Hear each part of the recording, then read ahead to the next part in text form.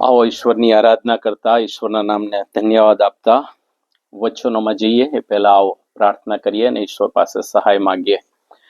પરાક્રમી દેવ, આ વિશ્રામવારની સુંદર સવારને માટે અમે તમારો પુષ્કળ આભાર માનીએ છીએ.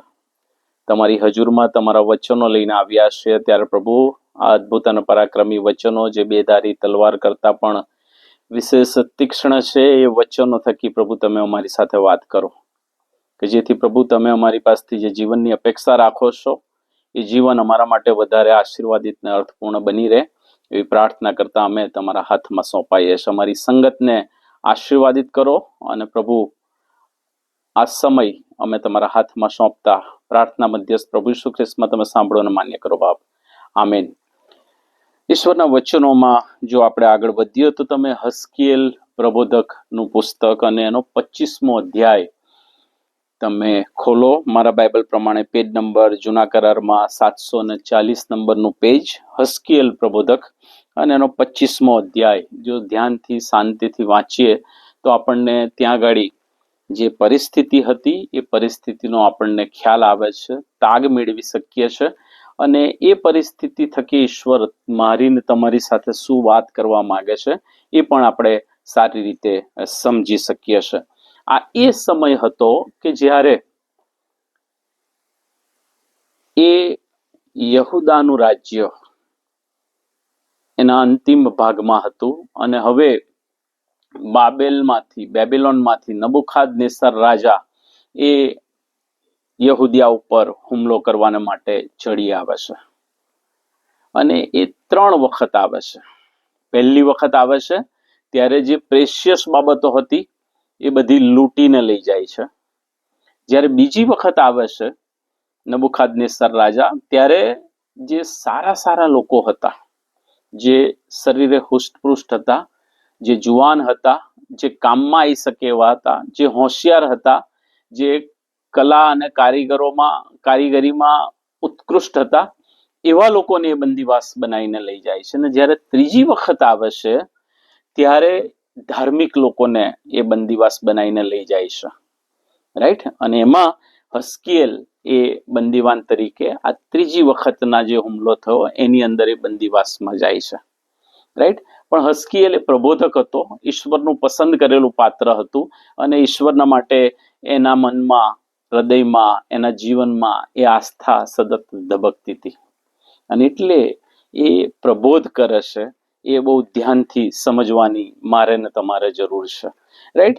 યહોવાનું વચન હસ્કીએલ કહે છે કે મારી પાસે આવ્યું કે હે મનુષ્ય પુત્ર, તારું મુખ આમોનીઓ તરફ રાખીને તેમની વિરુદ્ધ ભવિષ્ય ભાખીને તેઓને કહે કે પ્રભુ યહોવાનું વચન સાંભળો. પ્રભુ યહોવા કહે છે કે જ્યારે મારા પવિત્ર સ્થાનને અશુદ્ધ કરવામાં આવ્યું, જ્યારે ઇસ્રાયેલનો દેશ વેરાન થયો અને જ્યારે યહૂદિયાના લોકો બંદીવાસમાં ગયા, ત્યારે તેમની વિરુદ્ધ તે વાહ કર્યું છે. એનો મતલબ શું થયો? કે જ્યારે આ 3 હુમલા અલગ રીતે કરવામાં આવ્યા નબુખાદનેસર બેબીલોનના મહાન રાજા દ્વારા, કોના ઉપર?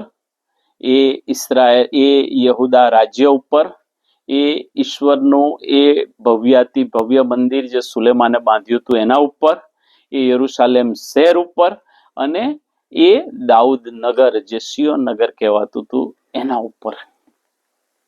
અને એને નષ્ટપ્રાય કર્યું, એને વેરાન કરીને યહૂદિયાના લોકોને જ્યારે બંદીવાસમાં લઈ ગયા ત્યારે તે શું કર્યું છે? વાહ કર્યું છે. એનો મતલબ શું થયો? જો તમે ભૌગોલિક રીતે જુઓ તો આ આમોનીઓની જે ભૂમિ હતી એ ભૂમિની વચ્ચે થઈને જ બેબીલોન સામ્રાજ્યનો એ મહાન રાજા નબુખાદનેસર આવે છે, લૂંટીને જાય છે, આવે છે, બંદીવાનોને લઈ જાય છે, આવે છે, ધાર્મિક લોકોને બંદી બનાવીને લઈ જાય છે. અને ત્યારે કોણે વાહ કર્યું હતું?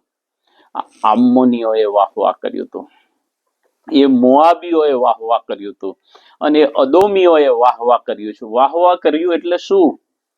એમની ઠેકડી ઉડાડી હતી. જ્યારે આ લોકો રસ્તામાં બંદીવાન તરીકે જતા હશે, હાથમાં બેડીઓ હશે કે દોરડાથી બાંધેલા હશે, એમના હાથ પગમાં ધીરે ચાલતા જતા હશે, ત્યારે આ આમોનીઓએ, મોઆબીઓએ અને અદોમીઓએ એમના ઠઠ્ઠા કર્યા હતા.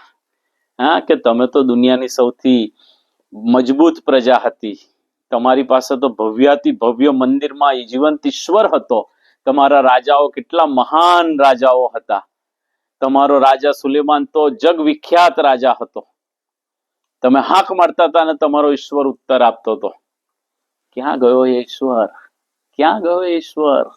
તમે વાંચો આખો અધ્યાય તો આપણને ત્યાં જોવા મળે છે, રાઈટ, કે એ લોકોએ, આમોનીઓએ, મોઆબીઓએ અને અદોમીઓએ, તમને પ્રશ્ન થાય કે 25મા અધ્યાયની અંદર આગળની બીજી કલમમાં તો ફક્ત આમોનિયો લખેલું છે, પણ તમે આગળ વાંચો 8મી કલમની અંદર એ મોઆબની વાત પણ કરેલી છે અને 12મી કલમની અંદર એ અદોમીઓની વાત પણ કરેલી છે. આ આમોન, મોઆબ અને અદોમીઓ એ ઈશ્વરની પ્રજાની હાંસી ઉડાવતા હતા, ઠેકડી ઉડાવતા હતા, તાળીઓ પાડતા હતા, વાહ વાહ કરતા હતા અને એમના દુઃખની અંદર એમને રંજાડતા હતા, એમની તકલીફોમાં એમના ઉપર એ અટ્ટહાસ્ય કરતા હતા.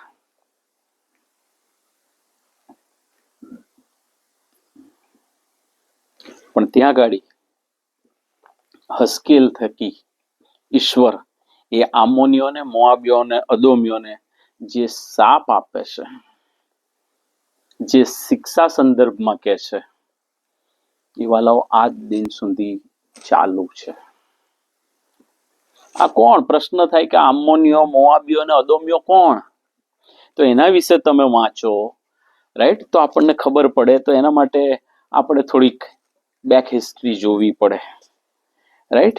તમે મારી સાથે કાઢો ઉત્પત્તિનું પુસ્તક, એનો 19મો અધ્યાય અને 37 ને 38મી કલમ આપણે જોઈએ તો આપણને ખબર પડે, રાઈટ. ઉત્પત્તિ અને એનો 19મો અધ્યાય અને 37 ને 38 કલમ જોઈએ તો આપણને ખબર પડે, પણ એની શરૂઆત 30મી કલમથી કરવી પડે. ઉત્પત્તિ 19 અને 30 થી તમે વચન વાંચો તો લોત સુવારમાંથી નીકળીને પોતાની 2 દીકરીઓ સુદ્ધા પહાડમાં જઈને રહ્યો, કેમ કે સુવારમાં રહેતા તે બીધો અને પોતાની 2 દીકરીઓ સુદ્ધા તે ગુફામાં રહ્યો. આ લોત, આપણે તો સન્ડે સ્કૂલથી એની વાત શીખતા આવ્યા છે ને. કેમ? કારણ કે ઇબ્રાહિમને પેરેલલ, ચોક્કસ ઇબ્રાહિમ એના કાકા હતા અને લોત એ એનો ભત્રીજો હતો. પણ તમે જુઓ, વચન સમજો, ધ્યાનથી સમજો તો ખ્યાલ આવે કે જેટલી તક ઇબ્રાહિમ પાસે હતી એટલી જ તક લોટની પાસે હતી. પણ તેમ છતાં પણ આપણે જોઈએ છે કે લોત એના જીવનના છેલ્લા દિવસોની અંદર એની 2 દીકરીઓને લઈ જઈને ક્યાં રહેશે? ગુફામાં રહેશે, પહાડોની અંદર રહેશે. અને એના લીધે શું થયું? શૈતાન એ ફાઈ ગયો. અને શું બાબત બની? વાંચતા પણ આપણને શરમ લાગે એવી બાબત આપણને ત્યાં જોવા મળે છે, બરોબર. તમે વાંચો 36મી કલમથી. એમ લોતની બંને દીકરીઓ પોતાના બાપથી ગર્ભવતી થઈ. 37મી કલમ. અને વડીએ દીકરો જણી ને તેનું નામ તેણે મોઆબ પાડ્યું, તે જ આજ લગીના મોઆબીઓનો આદિ પિતા છે. અને નાની દીકરી એ પણ એક દીકરો જણ્યો અને તેનું નામ તેણે બેન આમ્મી પાડ્યું, એ જ આજ લગીના આમોન પુત્રોનો આદિ પિતા. ખ્યાલ આવ્યો? મોઆબીઓની શરૂઆત ક્યાંથી થઈ? એમનો આદિ પિતા કોણ? અને આ બેન આમ્મી એટલે આમોન પુત્રોનો આદિ પિતા કોણ? એ ત્યાંથી ખબર પડી. હા, તો તમારે અદોમ વિશે જો સમજવું હોય, અદોમ વિશે જો આપણે જાણવું હોય તો આપણને ખબર પડે, રાઈટ. તમે ઉત્પત્તિનું પુસ્તક જ અને એનો 36મો અધ્યાય વાંચો તો આપણને ખબર પડે કે પહેલી જ કલમ, અને એસાવ એટલે અદોમ. યાકૂબ અને એસાવ નામ સાંભળેલા છે ને આપણે. એ એસાવ એ આ અદોમીઓનો આદિ પિતા. એ જ પ્રજા એટલે આ આમોનીઓ, મોઆબીઓ ને અદોમીઓ, જે ઈશ્વરની પસંદ કરેલી પ્રજા હતી. એ જ્યારે બંદીવાસમાં જતી હતી, યહૂદાનું કુળ ને બિન્યામીનનું કુળ, ત્યારે એમના પ્રત્યે એ લોકોએ અટ્ટહાસ્ય કર્યું, તાળીઓ પાડી, એમને રંજાડ્યા. એમના દુઃખમાં એ લોકોએ શું કર્યું? હાસ્ય વેર્યું, અટ્ટહાસ્ય વેર્યું, રાઈટ. અને એનું પરિણામ શું આવ્યું તો તમે વાંચો મારી સાથે, કારણ કે આ બંદીવાસમાં જવા સમયની વાત હતી, પણ હવે તો બંદીવાસ 70 વર્ષનો પૂરોય થઈ ગયો. અને તમે વાંચો નેમ્યાનું પુસ્તક કે જે બીજા 80 વર્ષ વીતી ગયા, એટલે આશરે લગભગ 150 વર્ષ થઈ ગયા, રાઈટ. આ બાબત બીના એટલે હસ્કીએલમાં જે બાબત બની હતી લખી છે એ બની હતી એના 150 વર્ષ પછી, જ્યારે નેમ્યા એ સોશિયલ રિફોર્મેશન ચાલુ કરે છે યરુશાલેમની અંદર. યરુશાલેમમાં રહેતા એ યહૂદીઓની સાથે વાત કરીને એમને ઉત્તેજન આપીને, ત્યારે સ્પષ્ટ 13મો અધ્યાય ને 1 કલમ કહે છે કે તે દિવસે મૂસાનું પુસ્તક લોકોના સાંભળતા વાંચવામાં આવ્યું. તેમાં એવું લખેલું મળ્યું કે આમોનીઓને તથા મોઆબીઓને દેવની મંડળીમાં કદી દાખલ થવા દેવા નહીં. બરાબર. અને પછી જો 3જી કલમ, તેઓ નિયમશાસ્ત્ર સાંભળી રહ્યા ત્યારે તેઓએ સર્વ મિશ્રિત લોકોને ઇસરાયેલીઓમાંથી શું કર્યા? જુદા કર્યા.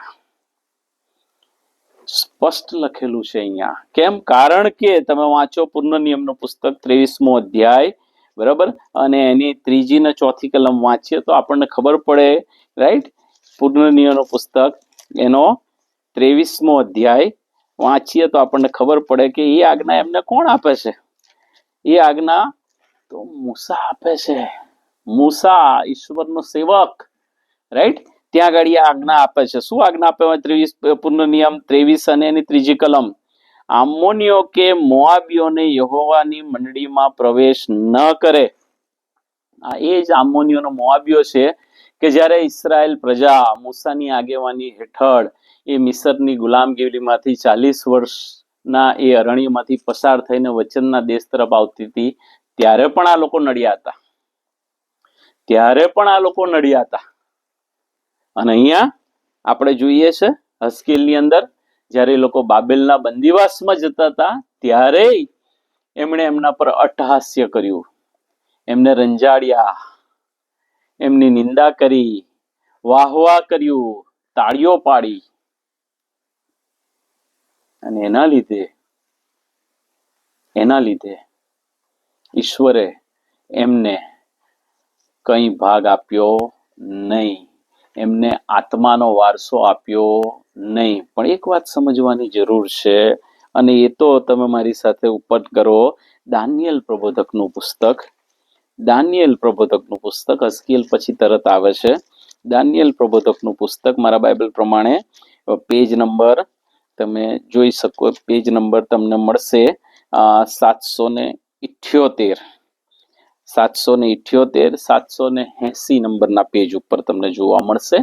બાઇબલમાં સ્પષ્ટ ઉલ્લેખ છે, ઈશ્વરના વચનોમાં ઉલ્લેખ છે, એટલે આપણે એને સમજવો જ રહ્યો. ભલે ગમે તે રીતે આપણે એને સમજવાના માટે યત્ન કરીએ, પણ ઈશ્વરે જે સમજાયું છે એ આપણે સમજવું જ રહ્યું. અને એટલે દાનિયેલ પ્રબોધકના પુસ્તકના 11મા અધ્યાયની અંદર તમે અહીંયા વાંચો તો અહીંયા ફરી વખત અદોમ, મોઆબ અને આમોનીઓનો ઉલ્લેખ થયેલો છે. અને એ તો એમના સારી બાબતને માટે ઉલ્લેખ થયેલો છે કે ઈશ્વર તક આપે છે.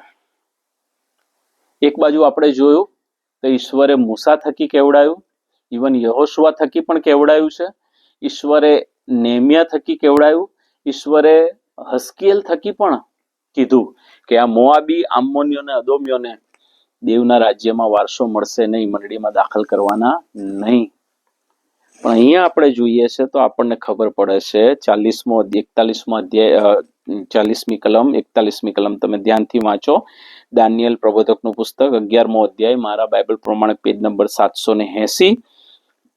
આ ક્યારની વાત છે? આ જ્યારે ખ્રિસ્ત વિરોધી પ્રગટ થશે, એટલે આ વિપત્તિકાળ ને મહાવિપત્તિકાળના સમયની વાત છે કે જ્યારે એ મહાવિપત્તિકાળના છેલ્લા દિવસો ચાલતા હશે ને ત્યારે ઇસરાયેલ પ્રજા, હાલનું જે ઇસરાયેલ છે ને દેશ જે છે ને અત્યારે, એ ઇસરાયેલ પ્રજા ઉપર ખ્રિસ્ત વિરોધી એટલી બધી તકલીફ લાવશે, મુશ્કેલી લાવશે, અડચણ લાવશે કે એ લોકો કંટાળીને ભાગવા માટે, એ ખ્રિસ્ત વિરોધીની શિક્ષાઓથી અને એની સતાવણીથી બચવાને માટે ક્યાં નાસી જશે, એનો ઉલ્લેખ અહીંયા કરેલો છે. દાનિયેલ પ્રબોધકનું પુસ્તક 11મો અધ્યાય ને 41મી કલમમાં કહે છે કે તે રળિયામણા દેશમાં પણ પ્રવેશ કરશે. કોણ? ખ્રિસ્ત વિરોધી. રળિયામણો દેશ એટલે યરુશાલેમમાં પણ પ્રવેશ કરશે અને ઘણા દેશો પાયમાલ થઈ જશે. આજે ઇઝરાયલ પર ઘણા બધા દેશો આધારિત છે. ઇવન આપણો દેશ પણ ઇઝરાયલ પર આધારિત છે, માનો કે ના માનો.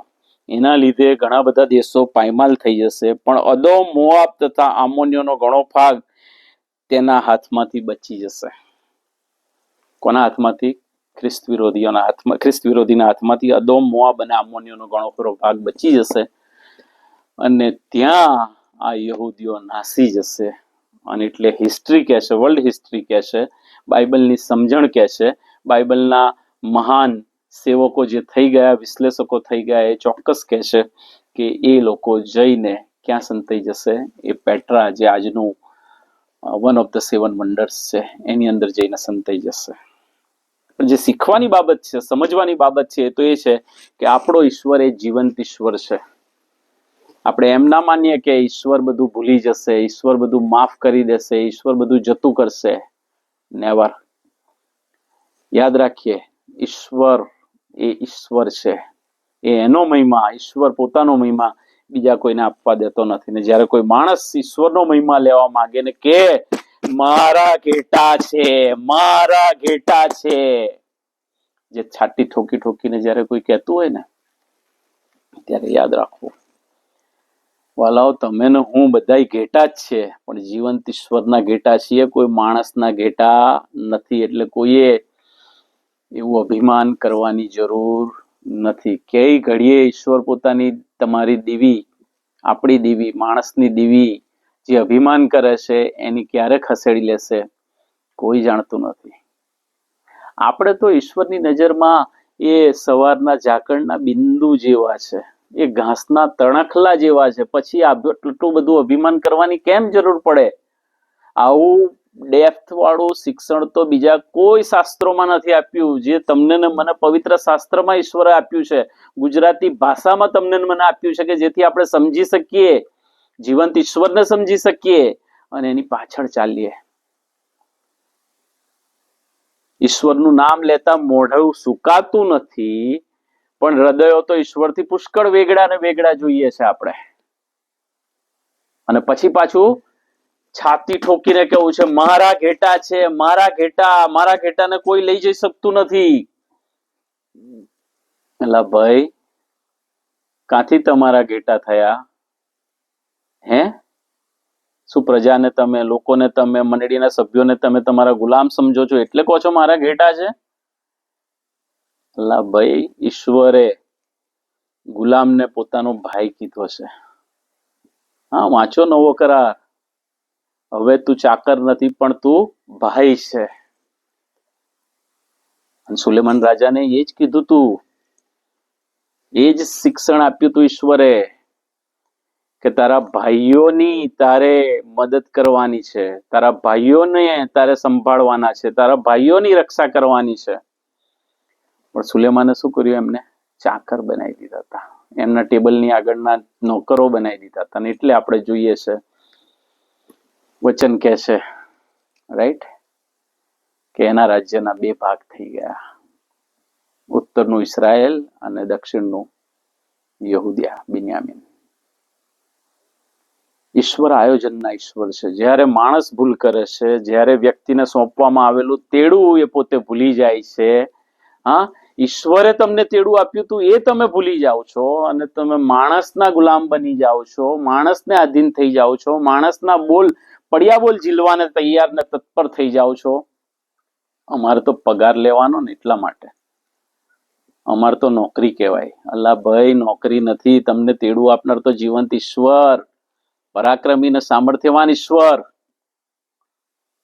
કે જેણે તમને ને મને તેડું આપ્યું છે. એના રાજ્યની વૃદ્ધિને અર્થે, એના કાર્યને અર્થે, એના ટાસ્કને અર્થે. પછી આપણને આટલી બધી હવા શેની ભરાઈ જાય? શેની ભરાઈ જાય? એટલે હઝકીએલ પ્રબોધક ને આપણે જોઈએ છે અહીંયા, આમોનીઓ, મોઆબીઓ અને અદોમને માટે સ્પષ્ટ લખતા એ કહે છે. અને એ જ નેમિયા પણ લખે છે. રાઈટ? અને આપણે જોઈએ છે હાલની એમની શું પરિસ્થિતિ છે. એ પણ આ બધું જ આપણી નજરો સમક્ષ બને છે. આપણે જોઈએ છે, હવે તો ઘર બેઠા જોઈએ છે. કેટલી બધી રીલ્સ આવે છે, કેટલા બધા ન્યૂઝ આવે છે, એમાં બધું જ વિચારીએ છે, જાણીએ છે, સમજીએ છે, જોઈએ છે, પણ એમાંથી શીખીએ છે શું, એ બહુ જરૂરી બાબત છે. અને એટલે ગીત શાસ્ત્ર એ એક એ બહુ જ અગત્યનું છે, બહુ જ અગત્યનું છે. રાઈટ? અંતમાં આપણે જોઈએ ગીત શાસ્ત્ર અને એનો પહેલો અધ્યાય આપણને મેસેજ આપી જાય છે. શું મેસેજ આપે છે? જે માણસ દુષ્ટોની સલાહ પ્રમાણે ચાલતો નથી, પાપીઓના માર્ગમાં ઉભો રહેતો નથી અને નિંદાખોરોની સાથે બેસતો નથી, એને ધન્ય છે. કોઈક પ્રભુના સેવકે બહુ સ્પષ્ટ કીધું છે કે તમારા મિત્રોની મને ખાલી મુલાકાત કરાવો, તમારું કેરેક્ટર કેવું છે ખબર પડી જશે. આપણી આસપાસનું સર્કલ કેવું છે એની અસરો આપણા વિચાર પર, સમજણ પર, કાર્ય પર અને આપણને મળેલા તાલંતો પર પડતી જ હોય છે, પડતી જ હોય છે અને પડતી જ હોય છે. અને એટલે યાદ રાખો, ઈશ્વર જ આપણો મિત્ર છે. જો ઈશ્વરનો સંગાત રોજબરોજનો છોડી દીધો, ઈશ્વરનું કાને ધરવાનું બંધ કરી દીધું, ઈશ્વરની આજ્ઞા ઉથાપવાનું ચાલુ કરી દીધું અને ઈશ્વરને નથી ગમતા એવા કાર્યો કરવાનું સતત અને સતત કરીએ રાખીએ છે, તો બીજી કોઈ આશા રહેતી નથી સિવાય કે સદાકાળના અગ્નિમાં બળવાની અને પેઢીઓની પેઢીઓ બરબાદ થઈ જવાની. આ ખાલી હિસ્ટ્રી નથી, આ હિસ્ટ્રી નથી, આ વર્તમાનનું વચન પણ છે અને ભવિષ્યનું વચન પણ છે. યાદ રાખીએ. ઈશ્વર આ સમજવાના માટે મને ને તમને પુષ્કળ કૃપા આપે. મે God bless you. Have a બ્લેસડ Sunday. Bye bye. Take care.